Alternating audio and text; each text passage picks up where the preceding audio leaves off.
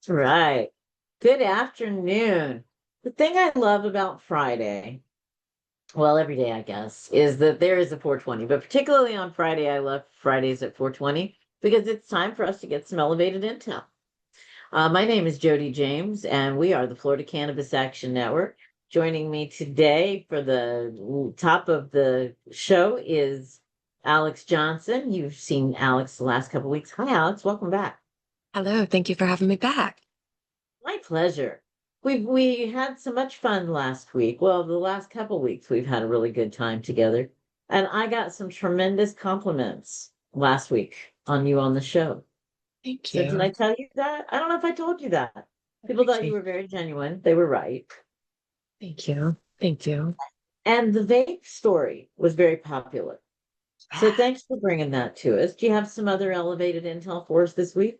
Yeah, I've got some interesting stories. You want science first or something that's going on in another state first? Well, lead with the science. Got it. Lead with the So, science. Let's hear about the science. yeah, I'm glad you found us some science. yeah, I'm excited about this one. So, this was actually a survey that was done out of the University of Sydney. And it is the first survey of this capacity to be done on this topic. They surveyed people with eating disorders across 83 different countries to find out what the best treatment was. And cannabis Okay. and psychedelics were the top two leading treatments that people suffering from eating disorder were choosing over. They said that their antidepressants and anti-anxiety meds may be helping with the general conditions, but not the eating component. And so the top ones that were kind of brought into the survey were anorexia nervosa, bulimia nervosa, binge eating, and AFRID. And so they are now conducting some studies based off of this survey that we should see coming out on how psychedelics affected the eating disorder and how CBD may be a potential benefit for eating disorders. That is fascinating. I never thought Yeah. about now. I will tell you on a personal level, I celebrate Albert Hoffman's bicycle ride, which of course was April 16th. So if you don't have it marked on your calendar, April 16th, there's a lot of great stuff that happens. I'm a huge fan of psychedelics and their space in certainly in psychological healing, definitely in spiritual enlightenment. I had not thought about, so is the idea, are they thinking they have a physical impact, or you think it's about helping people to get through the psychological? Did it say, or did it Didn't just say it. It said report? that was part of why they Okay. want to do more research to figure out. Now, on a personal level, part of the reason this story was so intriguing to me is cannabis is. I use cannabis to help with an eating disorder I had had before, and it kind of just helps the mind for it becomes very, very obsessive. And so, cannabis is also good for OCD. I don't know if maybe the connection is similar to that. I'm excited to see what these studies find. But I have personally experienced that it was the most helpful in treating them as well. So, Well, thanks for I appreciate you sharing yeah. that personally.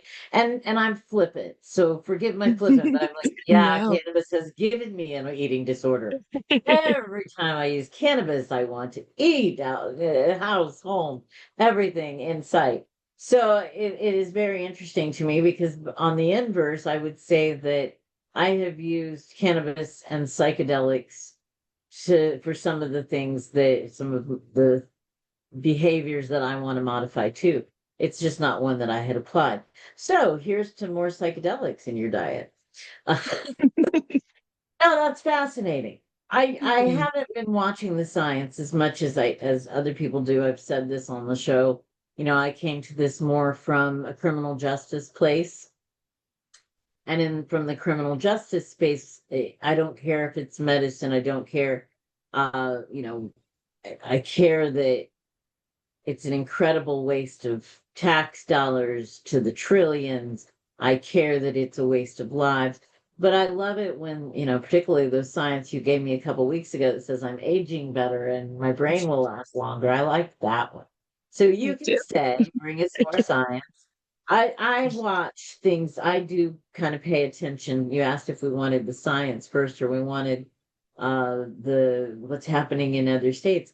I spend a lot of time watching what's happening in other states. Sometimes it gives me great hope, and other times it gives me sorrow. Is your story going to give me hope, or is it going to give me sorrow? Um, I'm not sure. I'm not sure. Maybe in Okay, I'm ready. the so this is out of New York. What's been going on with they're battling their legal market and illicit market, and the shops that we're kind of starting to hit the close to the year mark on those first shops that were locked down with the Oh padlock yeah. lock.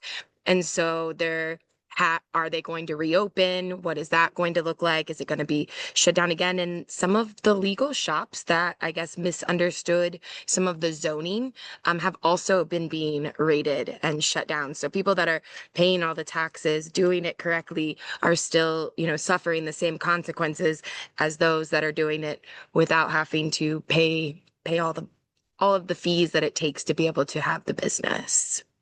So I think this is a fascinating time in the cannabis space. 20 years ago, there was, well, 80, 96, 30 years ago.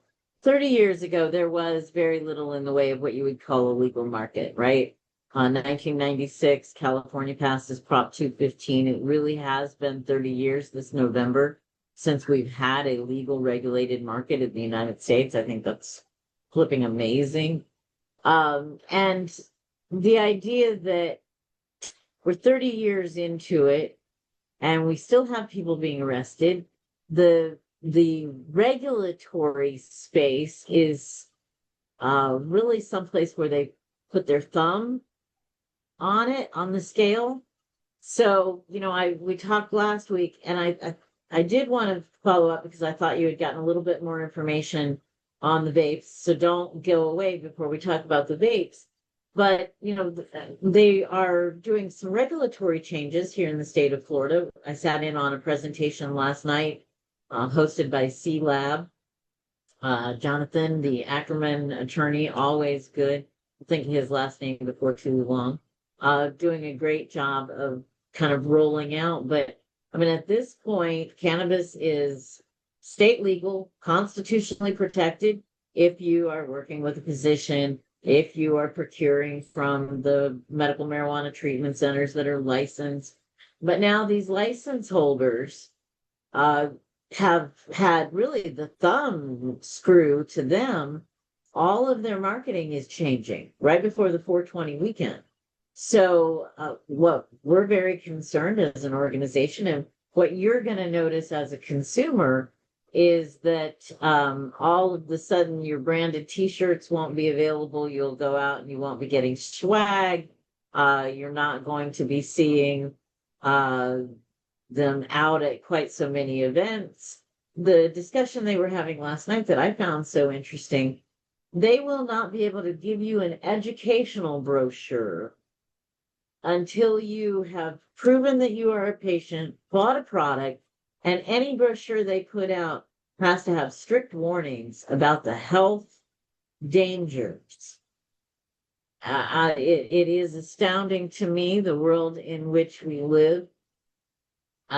So you did do a little bit of a deep dive last week into the vapes. So bring everybody who's new watching this week back up to speed. What's happening in Tallahassee? Why it's important. You gave a great benefit. I had one family that I love dearly say to me, you know what, we just did not realize that these pieces needed to be collected and taken to the hazardous waste. And I said, oh, well, you're lucky you're in the area. She said, I'm where my local hazardous waste is. I don't need somebody to collect them for me.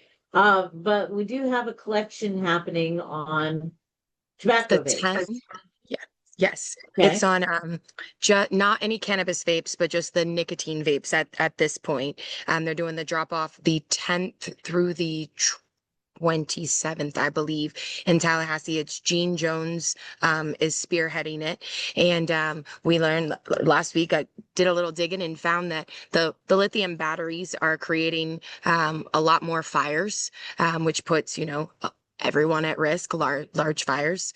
And also that the vape cartridges and the e-juice itself is leaching nicotine, acids, toxic metals into our ecosystems and causing harm for our drinking water, but also all of our plants, our animals, everybody. So I know he's launching it in Tallahassee. He wants to do one for cannabis as well. There's a little more regulatory things that need to occur. So he is looking for dispensaries, I think, to partner with to maybe be able to do something like this for cannabis vapes as well.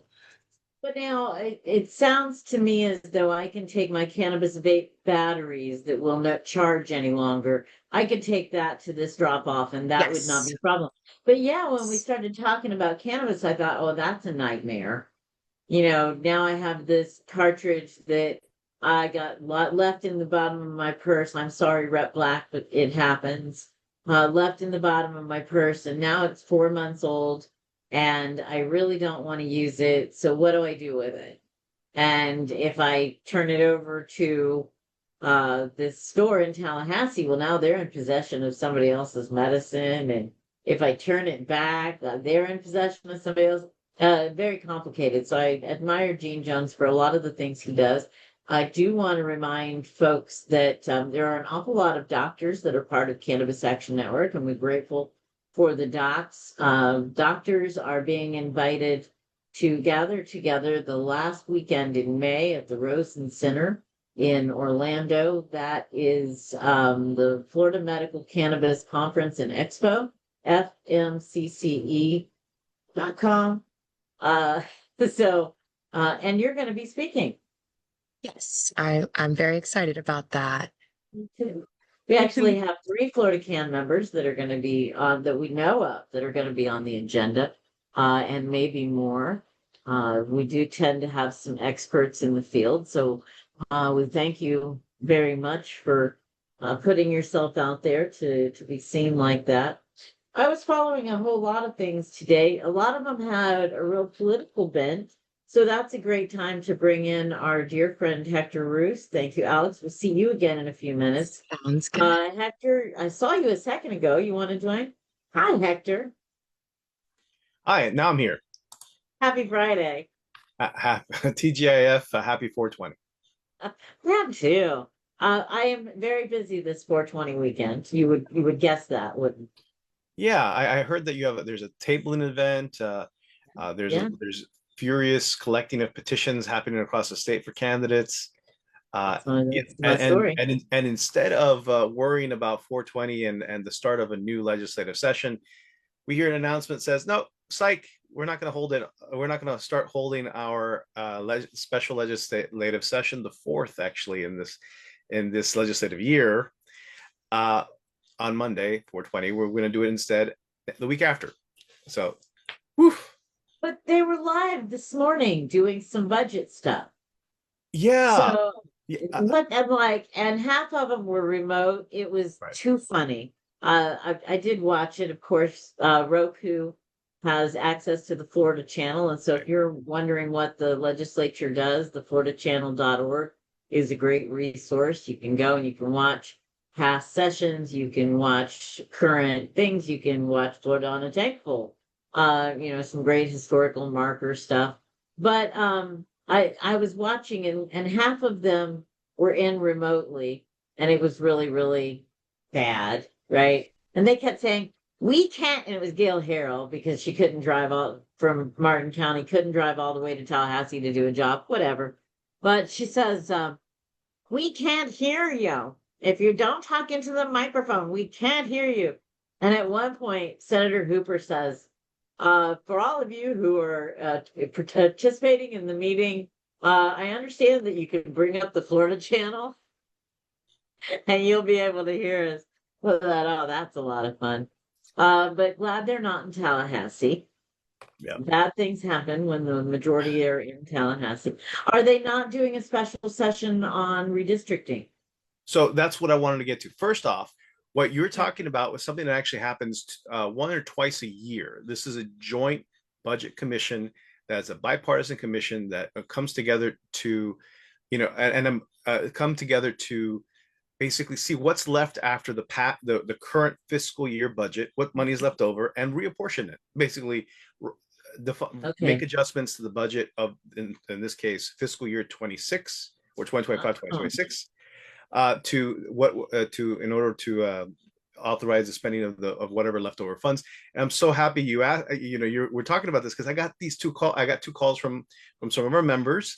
Carla Ashburn, of course, was one of them, and Cynthia Brewer actually gave me a call and said, obviously a friend of the show, and asked me, what is this? Because we're all talking about the budget. We've all been talking about for weeks about this. What the one thing the legislature still hasn't done is actually pass a budget. So when this came up, everyone's alarm bells went on. So the reality, this is more routine. This didn't have anything to do with the actual the budget that was not passed. But instead we're gonna see a special session on that at a later time over the summer, which is yet to be formally announced. But according to the Senate President Van Alberten's office, the governor has readjusted his proclamation convening the special session, and he's added a couple more topics to it. Originally, it was committed to only the drawing of congressional districts. This has been controversial across the country, actually, 100%. As different legislatures have been deciding. The laws protecting minority, majority protected districts have weakened, so we're going to see about reducing them because the law says we don't need to create these kind of special districts anymore. So that's what they're going to do. California's is considering it. Texas has been considering it. Even Indiana said no. Yeah. So a lot of little states have also said yes. Like I think like Maine or something, to that effect. But I don't know. It was if it's just become this like it's become this kind of race to see how can we legally gerrymander these districts so that we can create more advantages for us in the upcoming elections, where because Republicans are expected to lose several seats, likely the leadership of the House of Representatives. So this is kind of this politicking and strategizing that's going on behind the scenes, and of course California, which is the biggest state. And that is run has a California. The legislature is run by Democrats as well. Are trying to do the same. They've never done it before, so this is the first year they're going to do it. On that note, and the courts have already sided with the state of California that they can do it. So that's one issue. The second issue is they want to create what they're calling strong consumer protections for artificial intelligence, which just basically means that they don't want kids to be exposed to chatbots that are giving them advice, potentially medical advice, potentially mental health advice, right? Especially without the approval or permission of an adult, of their parents. So that's something that's going to be interesting. That they're also trying to limit its involvement in local government, which is kind of a different situation, because what they're talking about is they're essentially they've already signaled that they want to something that did not pass in the session, which was SB 482, Artificial Intelligence Bill of Rights. They're trying to pursue that to be what they're going to look at in the upcoming special session. Again, that begins Tuesday, April 28th, and ends on May 1st, that Friday. So, wow, and AI could be on it.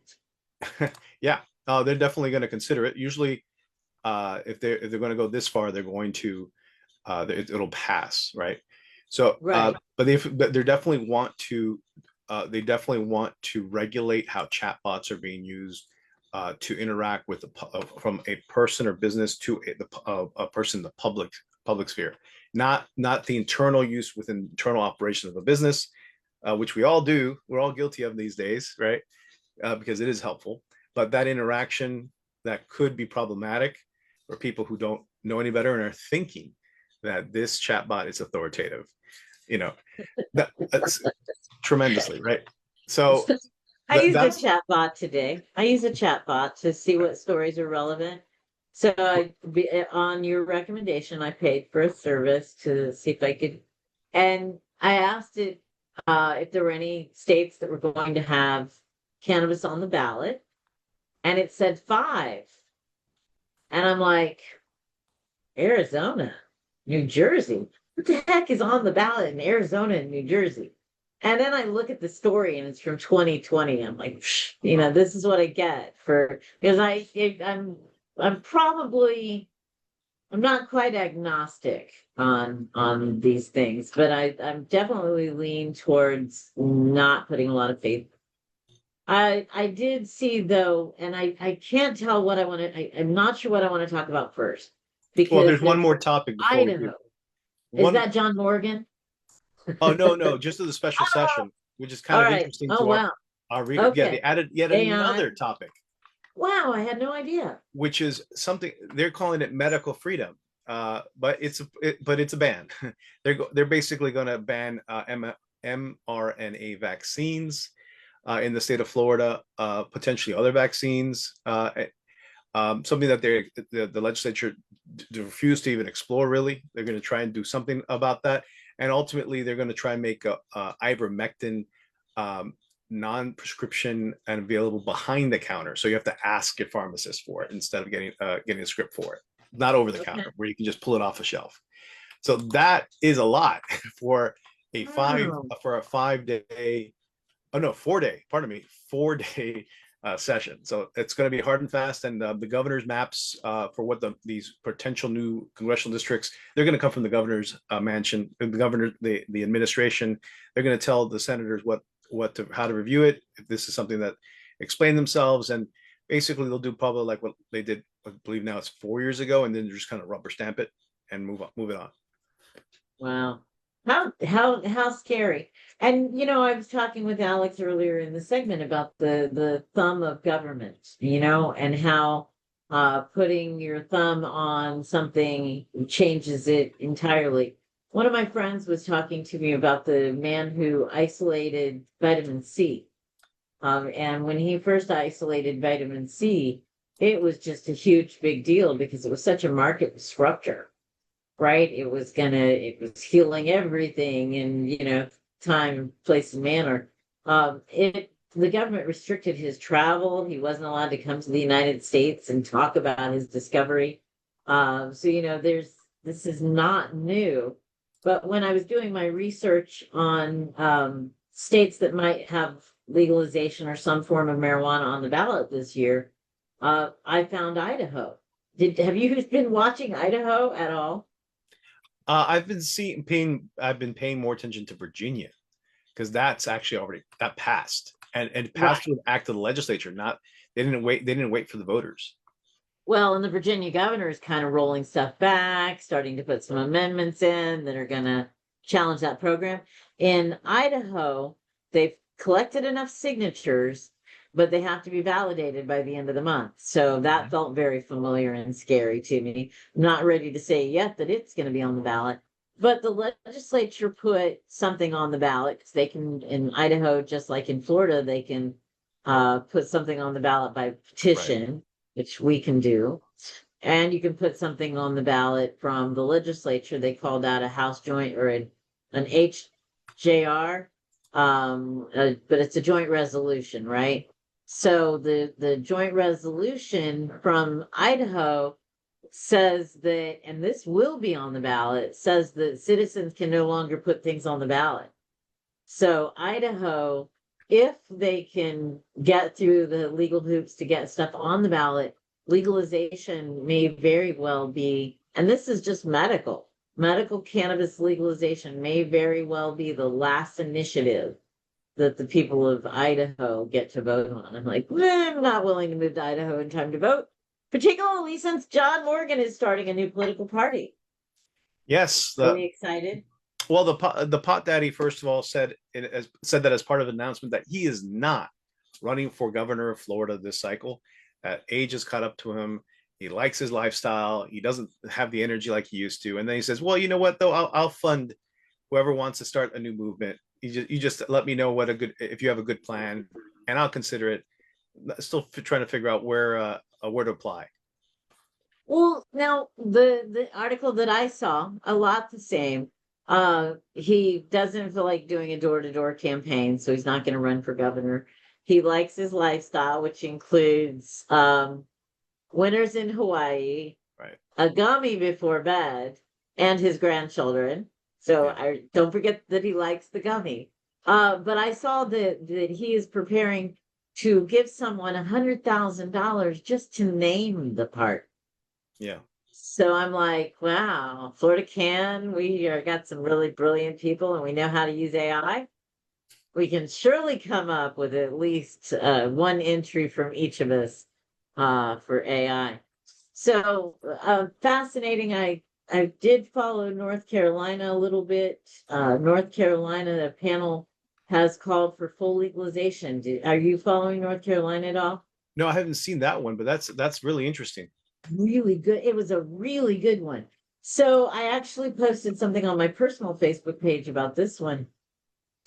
Uh, a few months back, the governor of North Carolina introduced the idea of putting together a advisory council on cannabis.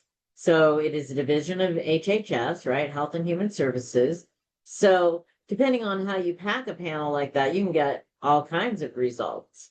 But what they have said in a preliminary review is that having illegal cannabis side by side with intoxicating hemp that is legal is causing a regulatory nightmare. It's hard for police, it's challenging for patients, and it is absolutely causing a regulatory nightmare. And based upon the fact that they have cannabis side by side right now, illegal versus the hemp, the panel says legalization is the answer. The way we can get a fair playing field, everybody is going to get access, and at the end of it, we will have a system where everybody understands the rules. So it is getting to be time to bring on our special guests for today. It's the 420 weekend, and my expectation is that everybody who watches this between now and Monday probably knows somebody who is going to do a lot of consuming this weekend. Dr. Barry Gordon. Hi, Dr. Barry. Uh, we invited Dr. Barry to come on today primarily because of his background in emergency medicine, but you guys will all recognize Dr. Barry, a member of our advisory board and owner of the Venice Compassionate Care. Did I get it right this time? Compassionate Cannabis Clinic, of course, I, no problem. I Tri-C, butchered it's it. like Cleveland Community College, Oh, takes me all the way back. No, there you go. Compassionate Cannabis Clinic. Listen, Jodi, we're in our 10th year, which, Yes. kind of stuns me. And I've gone from 60 to 70 in those 10 years. And, we've come so far, but yet we have so, much further to go. Listen, just a couple, because I've been keeping a couple of answers as I've been watching the show. First off, the psychedelics actually have a direct link towards certain reconnections in the brain. And they know that from studies on, and ketamine, for example, and, psilocybin, of course, and otherwise. So yes, there are restored brain connections so there is some significant science behind it.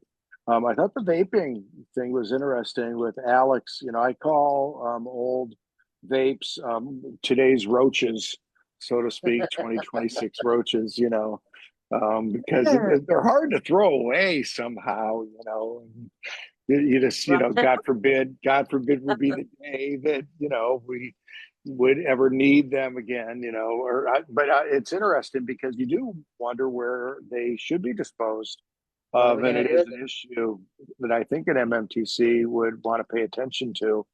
And I also watched John Morgan give his I'm not running for governor discussion, and also noted, of course, his taking of the destigmatized gummy, which is interesting. And there is an accepted 10 milligram oral dose in the Delta 9 hemp derived beverage world, and also in the wherever that Delta 9 is coming from world. That's very interesting now and until November 18th, and we'll see what happens with the Farm Bill loophole, if those things go away or not. But everybody knows it's a different cannabinoid world, much to the fantastic in many ways, some degree of danger that we'll discuss as we go into our 420 discussion of safety. But I wanted to give bring those points up because they were on the tip of my tongue. Well, and I appreciate it too. Let's go ahead and invite Alex and Colette to come back and join us. Hector, you're welcome to jump in on this too. Have a little bit of a discussion. People are going to be using cannabis this weekend. That's my prediction. Yeah. Wow. Well, Did you use a so magic 8 ball for that, or how did you Maybe come it up was with AI. that? No, and as I tell people in Florida, listen, we're stuck in a very unique zone here in Florida. We voted on what we got back in 2016 when it was a purple state.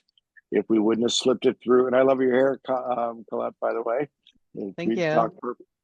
But, when it was a purple state and, if we wouldn't have voted on our program, then we wouldn't have it. And, there's some hoops to jump through. But at the end of the process, there does exist a program and system in Florida that to me allows those that want to utilize cannabis either for the palliative care of significant illness, and we need more research on that, not less. It would be a disaster to ever leave that behind as we go forward with what legal adult use looks like. That would be the tragedy. That's why I'm going to stay as involved as I am right now to continue to preach that message. And everybody knows I've always been for legitimate, legal adult use, public health, public education, public safety. But we know more now that we can't leave medical behind, and we need more research, not less. But uniquely, we're stuck in this if it ain't broke, don't fix it world in Florida, where for the vast, and I'm sure Alex would agree, the vast majority of patients are extremely happy with the program that's available to them. They understand that it's corporate. They know the hoops they have to jump through, and there's some cost involved. But, and I'm going to, just leave it at that with the environment. And I'm glad Hector's, on, because I think the one thing that we're not talking about right now is the ultimate squishing, of Smart and Safe Florida, which means that the citizens will not vote, again, on legal adult use, surely not in 2026. I defy anybody to explain to me how that's going to happen in 28, 30, maybe. Who cannot imagine by 32 or 30, listen, 10 years goes quickly. So to me, it's get educated, get smart, get legal, get your card, and participate in all the efforts that Florida can and others to make sure we advance the appropriate reforms as we go forward. That's my safety message. Well, that's certainly a place to start. I'm not sure, and I would love any of the panelists to weigh in on this.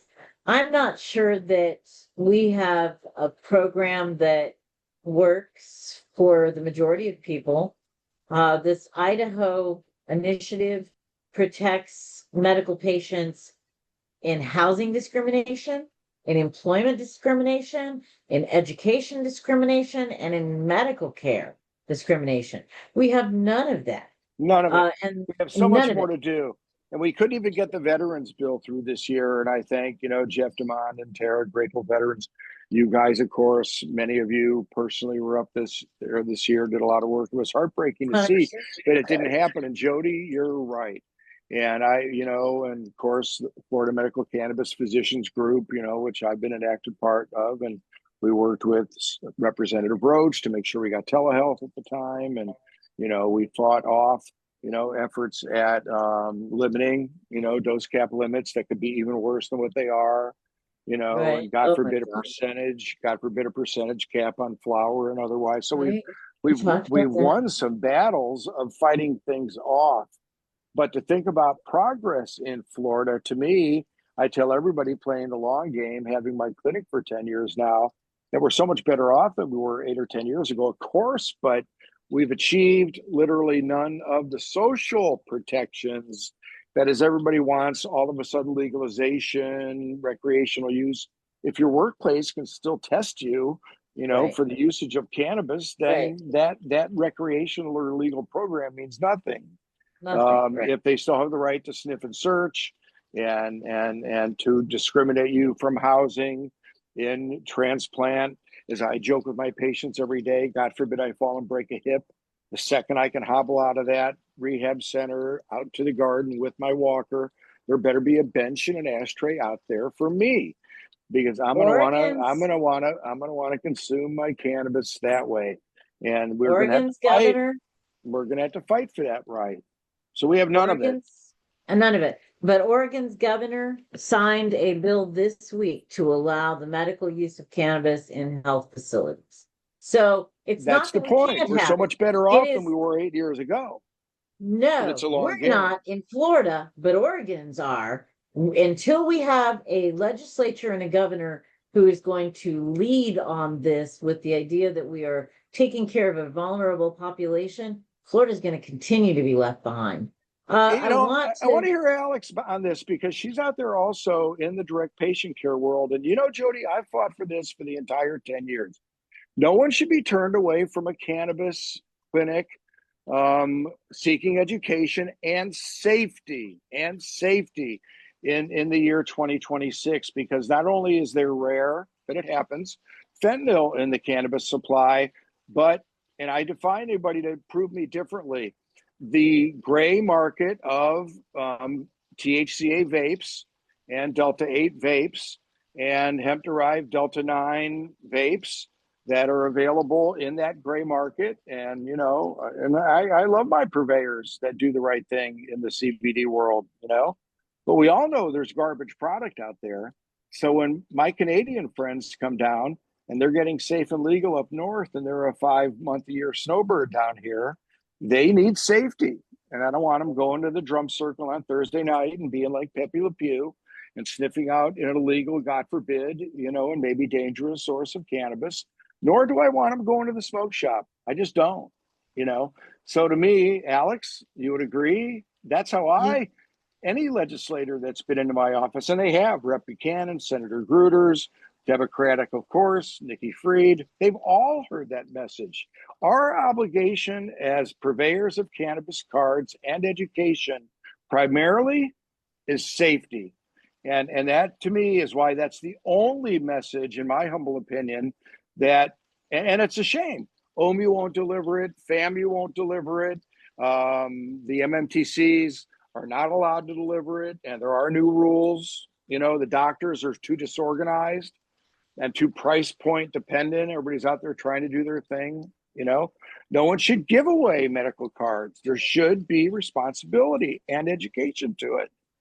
But Jodi, I say to you that system does work in Florida, because the innate anxiety of wanting to use cannabis as your substance to navigate through a very interesting 2026 world. If it's cannabis, it's illegal. It's illegal and unsafe without that card. So to me, with the free events, with the things that are available in Florida, if you want to wait a couple weeks and drive 100 miles, people can get into the program, but the numbers are flat because people are lazy and they don't offer the education. They don't offer the continued services. People die in the program. Unfortunately, I lost 2 patients this past week. So if you're not bringing new patients into the program, then the numbers are going to stay flat. But we still have 930 some thousand patients active here in Florida. And for the vast majority of them, the system works. Well, and I think some of those patients in other states, they've made it a benefit to have your card to avoid taxes or to have access to certain levels of quality products that wouldn't be available on the shelf for adult use only. And that encourages people to want to get their cards. They're also less expensive in a lot of places. And, there's a little bit of so is plastic need to surgery see that pricing come down. Well, in general, not just the medical card piece, but as we're getting competitive in the state, the benefits need to encourage people to want to get their card. And so, that's what we've always wanted to preserve for the medical card patients, was because they always need to have consistent access to certain medicines, top quality, lab tested, all of the things to protect that for the patient. And that particular product, is something that the card holders get access to. So Alex, and then I want to chime in on this because since we're talking about safety, and that really will be the topic for those of you who are just tuning in. We have Dr. Barry Gordon from the Venice Compassionate Cannabis Clinic. I will get it right sooner or later. And we have Alex Johnson from Jacksonville, and I don't say the name of your company right either. Fictionalis. Fictionalis and Colette Florido. I got CRO. I'm good with that one. Joining me on a discussion on safety. Alex, you wanted to chime in. Barry was asking some real relevant questions about, getting the card. Are we, arguably, there's a whole lot of, and Barry called them social things that we could be doing that would protect people more. What do you think? Are we protecting people? Do we have a program that's inviting? So I think kind of both of you state a truth. The safety and the education is huge. And when patients don't have the education, that is when I feel like they have more issues or concerns within the program. I think as long as those things are being done, yes, the program works well, patients are happy, but on the flip side, from the social aspect, there's patients whose jobs, they still aren't able to get a medical cannabis card because they can lose employment. There are still, like you were talking about, the housing issues. So I think we've got both. I think Dr. Barry Gordon's correct. We've come a very, very long way, and we are far safer and better from where we were. But we're not there yet. And I feel like we have to tend to be more on the defense. Like a lot of the things that come up are us having to defend to keep from losing something versus being able to gain more benefits or rights as patients and consumers. So my concern with the program, when 900,000 people have a card, I'm not sure that all of those 900,000 people understand that if their vape cartridge isn't in the original package and they happen to get pulled over and a law enforcement agent happens to see it, they're still in trouble, despite the fact that it's medically legal. We fought back some really bad legislation this past year, successfully fought back some really bad. But, I found a tag today from a vape cartridge that a friend of mine had given me. He looked into it a decade ago or some nonsense. I don't know that I did, but the little bit that you can learn from the label is their Instagram page. And so we could find them on Instagram. Of course, they're not there anymore. And the patient has developed some neurological disorders a few years into it. I think there's a lot of unknown. When I was talking to another friend of mine today about this issue, because, we can certainly go to the medical market. We know that it will be tested for heavy metals. We know that it will be tested for certain things. We don't know if it will be irradiated because they're not required to tell us that. And nobody can tell me the long-term problems with having irradiated my food or irradiated my, I'm very cognizant of Teflon, right? Because before the EPA knew that Teflon was dangerous, they dumped barrels of Teflon in water, and the barrels of Teflon created incredible disease and cancer downstream and ruined fields and flocks. And I have no idea what is being used in the commercial process. So I have a lot of concerns, and a lot of people are going to be using products. Some of these products are going to be bought from very good, conscientious cannabis intoxicating hemp stores. People are going to be using cannabis beverages because they're on the shelf at Total Wine. People are going to be using maybe even a little more of a medicine than they usually would. And overconsumption is a thing. I used to know that cannabis would not kill you, so I know if I get a flower, um, and I overconsume, that it is not affecting my respiration, it's not affecting my heart rate. I may have a psychedelic experience that's very uncomfortable, but it's not going to stop my heart. It's not going to stop me breathing. So Colette says you know you said there's some 420 friendly things that people should keep to the top of their lists this weekend. What are your 420 friendly tops? I tried to put a few up there and maybe we can get them out in the chat. But I think the first thing is because things have changed. It used to be that like I think a lot of people were just happy to get their hands on whatever they could. And my In neighbor today's said it was fine, so it must be good. right, right. And I think that today we can be more of a cannabis connoisseur. And if you have your medical card, you have the choice to better products. And so, when people are passing things around, you can say, what is that? If they didn't get it from a dispensary, and we're not sharing medicine anyway, because that's illegal. But if you're, if you don't trust what's coming to you, No, it's not worth it's it. it's a huge point, Colette. Not to talk on you, but I had a patient this week who's a high school principal, and she is, God bless her. And we were talking about what's going Got to get through on. somehow. I mean, No, listen, stress relief. I have a lot of teachers in my practice, and I thank each and every one of them for their special role in society today. And of course, Sativa for they creative. deserve workplace protections in every way, shape, and form. They all hear that from me, that we're working on it. We're nowhere close to it. It's Florida, the whole bit. But what we got to was what's going on in the bathrooms, okay, in the high schools with the vaping, okay, and she laughed with me about it. It's not medical cannabis vapes that are in the bathrooms of the high schools. They're smoke shop vapes. They're black market vape or legacy market vapes. Excuse me.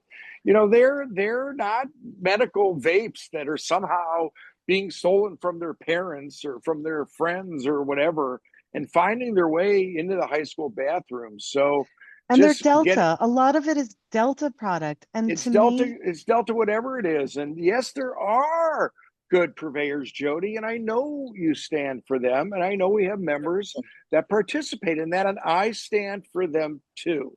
But I also have read the Miami Herald and other articles about the testing of those products.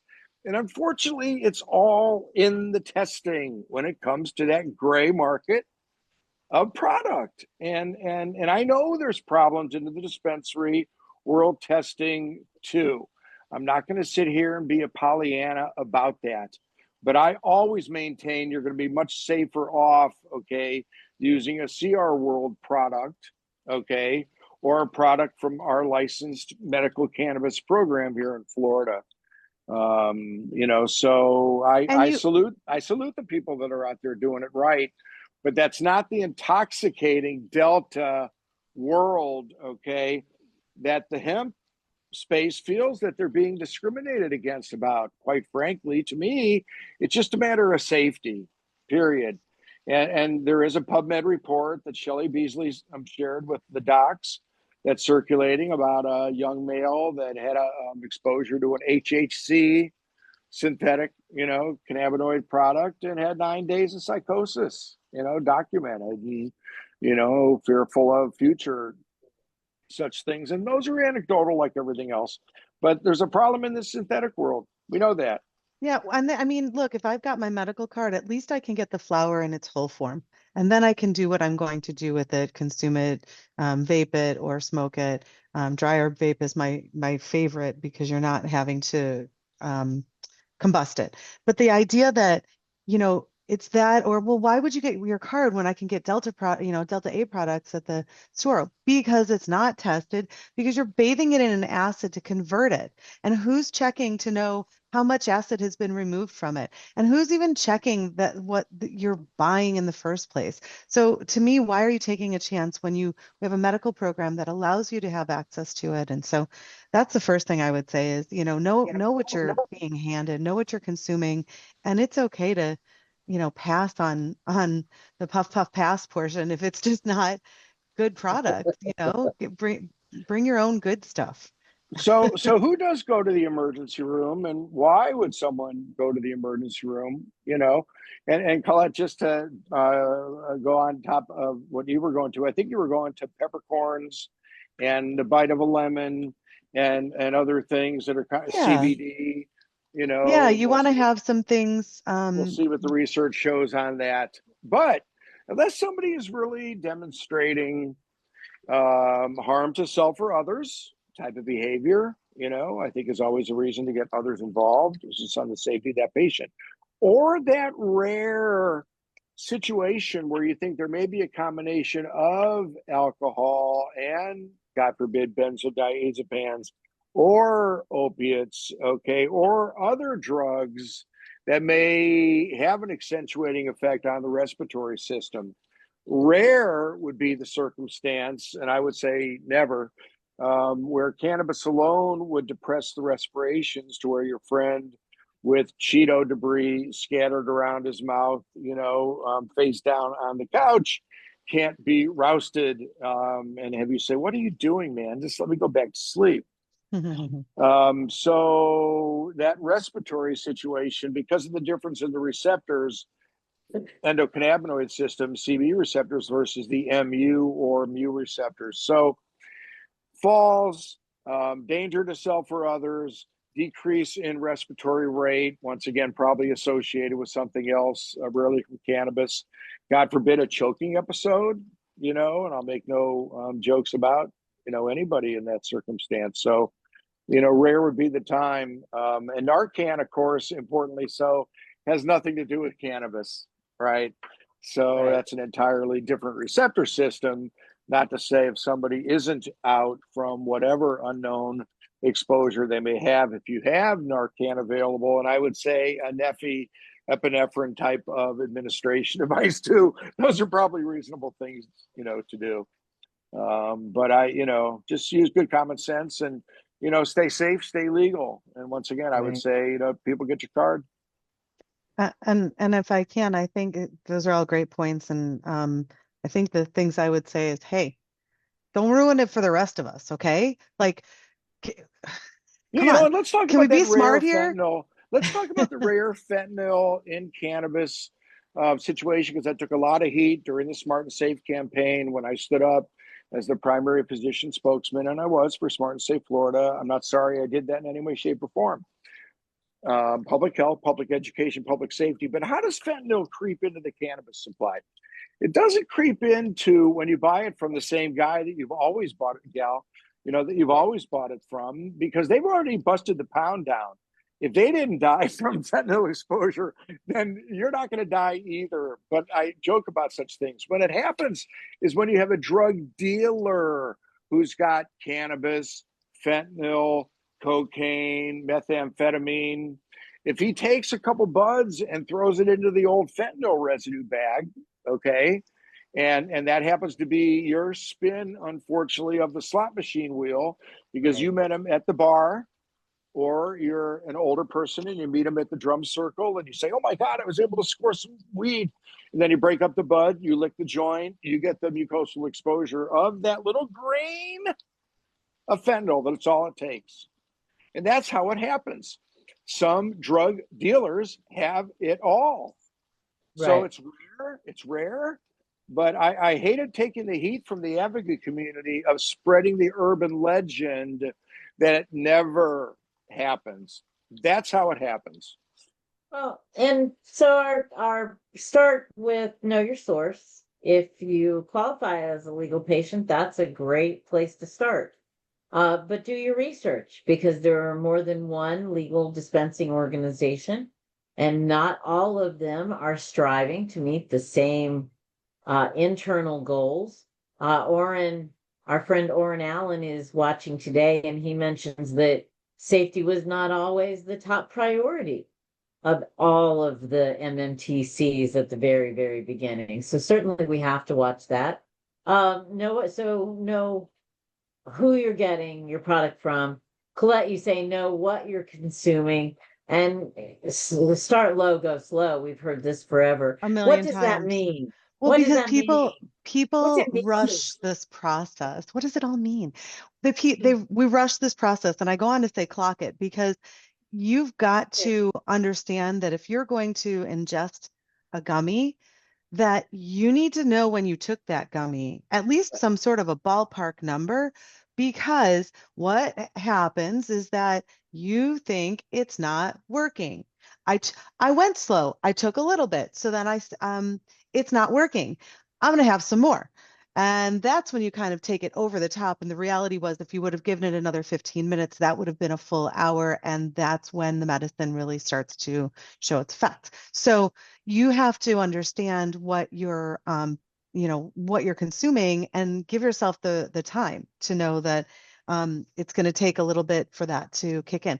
On the other hand, if you're going to have, something where you're going to vape it or smoke it, the effects are immediate. So you need to be parked in your spot, ready to, as I like, it's consume and chill. Just, we don't have to get in the car and drive somewhere. Get your food, get your beverages, get your stuff together, and then consume and chill, so that you don't have to think about that drive time and consuming time, and what's that safe amount of time. Well, and Dr. Berry talked about fall risks. You and I have talked about in the senior space. A lot Yeah. of seniors are turning to this. They're turning away from their traditional medicine. They have seen the warning label that says, don't drive heavy machinery until you understand how your effects on this. But they sit down with cannabis. They've been there for 10 minutes after taking 3 good hits on a vape. And then they're like, oh, the remote control's over there. Right. Lightheaded. You're going to get Well, lightheaded from that. well, And no, and you were talking about other states, Jodi, and that's what we're seeing right now are certain rollbacks, right, in certain states, because once again, some blowback on driving, and whether there's impairment, and and other such things. So it just behooves everybody. And I so like how you always remind us, and it's true, that if you don't follow the rules of the program, then you really don't have the protections of what's in the constitutional amendment. So that 100%. packaging, and Sure. you're right. And I thank Florida Cannabis Action Network for fighting off, a bunch of bad stuff, that was there this year, that was unfortunate. And listen, elections are coming up. It's going to be an interesting midterms, of course. And, we'll see if whatever spark of a quote unquote blue wave, brings any positive to cannabis space, but I think especially with the fact that the citizens won't be taking it back into their hands. And it is scary to know if we'll ever be able to do that again, to think that we're going to have to rely on the Florida legislature to craft whatever legal adult use looks like, in this state is a head shaker. Here we go. And Right. anybody that thinks that Florida Cannabis Action Network and other organizations don't need more support as the years go by, really doesn't see what's going on. It's the long game. It's going to be a struggle for a lot of years, and the easily identified issues, are going to continue to be there and frustrate everybody. And I got it. But I still say, if 60% would have happened, okay, a couple of elections ago, we'd be closer to home grow at this point. We'd be closer to other things, 100%. I agree with you. The propaganda campaign, by the governor, worked, and continues to work. And we need our community to come back together. I mean, we all know that, And that's why we need to party safely this weekend too, because those statistics really have a lot of weight in Tallahassee. oh yeah, The they're one, they're talking about it. Oh, how many people were in the Yeah. emergency And rooms this time? Death's been based. Colette, you Jodi, say thanks for buddy up. mentioning the Gene Jones's conference, Florida Medical, Yeah, the FMCCE, very important. Patty and I huge. came back from Panama City. We met the one and only practicing medical cannabis clinician in Panama City right now. They have the earliest of programs. She was lovely. She actually knew about the endocannabinoid system and other things that were great and surprised me. And she's coming to visit. Oh, very cool. To see Well, what's going on up here in the States. next So week we're gonna talk about the radical shift in Thailand, but I definitely want to make sure that we get through these. Buddy up, I love that, particularly for a new consumer. We have designated drivers now, right? If we know we're going out to consume alcohol, we're going to a You have a party, wingman. You know, you're we going have out a to wingman. the bar, you got a wingman. Somebody else needs to know in your party, hey, I took this. It's my first time taking it. Or I 100%. took this, it's my 80th time taking it. But whatever that is, just make sure that somebody knows what's going on. And that way you can be like, hey, I'm not feeling so hot, you know, so they can kind of help out. Let's get you some water, let's do the things, you know. So it's been probably a decade since I consumed in the presence of anyone who was new. Uh, but we had a young man. He was consuming for the first time. We were actually at a party at one of our doctor's houses, convenient, doing a fundraiser for legislative session. And I watched him consume for the first time. And I said, okay, you slow down. And then it went around a second time and he hit it again. And he hit it a third time. And then I was like, dude, seriously. And he's like, but it's good and everything. And it's blah, blah, blah, blah, blah. And he probably would have gone to the hospital that day if there hadn't been a nurse and a doctor in the room because he was throwing up and, oh my God, I'm so sick. And my head is spinning and my stomach's upset. And so I love that, the buddy up because now the buddy can say, no, this is what's supposed to happen. But you said pick a lane. And I love that. Pick a Oh party lane. yeah. Pick a party lane. Look, I think there's a lot of momentum. You can see it in the shift, unfortunately, with restaurants and bars who are losing revenue because more and more people have moved away from drinking, Right. consuming alcohol, and they are moving into things like using cannabis for their stress relief, and therefore they're choosing this. But I think there's this crossover where we try to do both, and the reality is they don't go well together. They just don't. And you cannot drink the same way that you always have and consume. You've you know got what? to choose. There's an entire show, and I believe this, behind the fact that big alcohol, in my humble opinion, quietly behind the scenes, I think they're holding out for a full D schedule.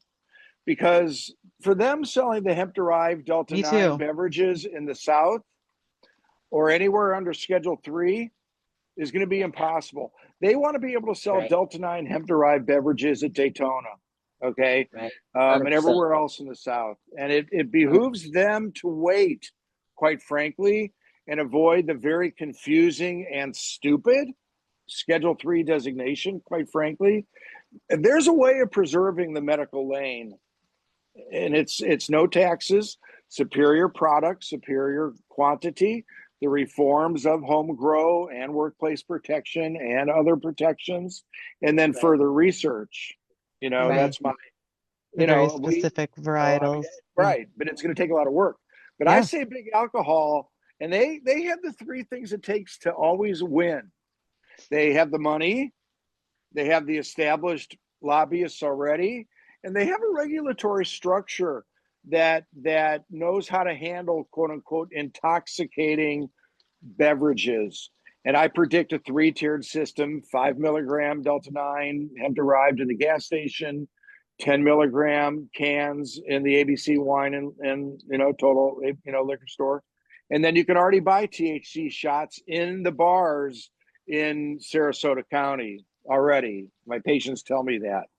So there's Delta 9, 5 milligram shots And hey, available I'll now. just remind people that, you know, And until November 18th, we've been experts in until this November space. 18th, there will be, you know. I still don't know what I would recommend is a good amount of Delta 8 beverage product. I mean, and the reality is that some of these packages are putting not necessarily the beverages, but some of Well, when it the comes to Delta edibles. 8, my answer is easy. That's 0. But when it's hemp, when it's hemp derived Delta 9, that's a different thing. Now, is that a synthetically isomerized from CBD Delta 9, or Right, is it a is it room full of synthetic hemp, or right? processed down with a less than 0.3% Delta 9? To Well, me, and I that's say there's why we started differences. with know your I know, source. I You know, got I to know, know I Know your your know. source. source. I You got got it. to go slow.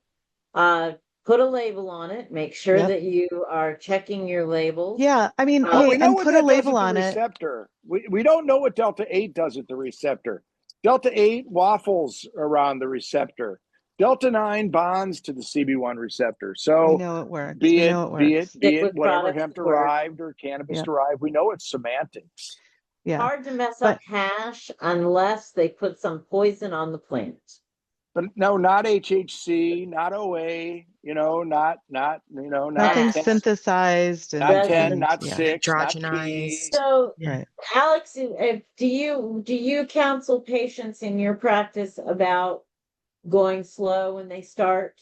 Is that Yeah. something that you do too? Have in your The education. personal relationships, do you know people who have overconsumed? I'm not going to have you out yourself unless you want to.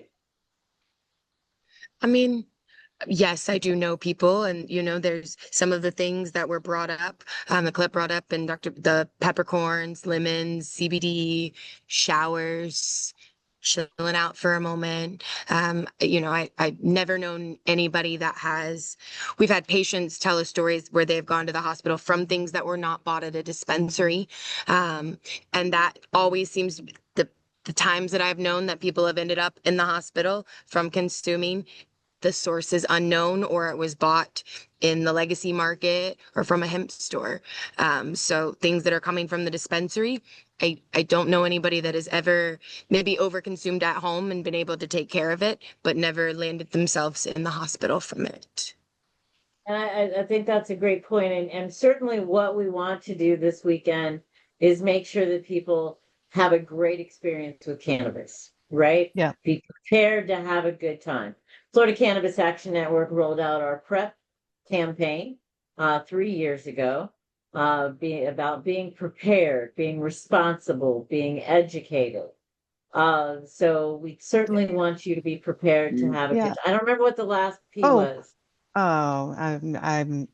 I'm not thinking Tell about me it, something. but I just wanted to say, on the labeling thing, there's a lot of folks that are starting to explore consuming it in foods, and it is a great way to use your medicine and put it into things like a dressing or a sauce so that it can be spread out and delivered in a different way. And it's a great way to consume it. That said, please, if somebody else could get their hands on this product, you've just got to be very safe and put labels on it so people know what it is. And that also goes for like bringing things. You go to someone's house and you bring something, make sure you have your name on it so it's yours and not because people don't know what is this candy. I don't know. It's not labeled. It's not in the right container. So you've got to make sure you keep the stuff safe that way. I mean, that's just kind of like, again, don't ruin it for the rest of us. But I will say the one that I think is kind of fun. Have a buffer puffer zone. What's a buffer puffer? A buffer So, puffer Yeah. zone I like the is way it when, sounds. right? It's just, look, if you're going to smoke, if you're going to consume cannabis and you're going to smoke it and you're going to combust it, having buffer zone so that you're not trickling into the next party over's area, being a little bit responsible. And it's just the same as smoking a cigarette. Like you have to be 20 to 25 feet from the door of any main building. Give that kind of space so that I mean, and it really goes for you cigar smokers, let's be honest. But the reality is that all of those things can be, it's not to say that we as people here in the States need to recognize the smell is cannabis and it's just the smell. You're not going to get high from, from that little waft that you got. If you sat next to the person and kept breathing in hard, yes, you probably could. But the idea that, there's a difference. We don't want people to get so exposed to it if you don't want to. And that's where that buffer puffer zone comes in. Give yourself some space. But on the other hand, folks, let's get used to the smell, please, because it's okay. It's okay, Governor DeSantis. It's just a smell. Smell. No, Let's well, at the Rosin Center, right? Rosin Center, Rosa Center, right, Jodi? We've learned that. And I think people respect the fact that there's a cannabis conference there.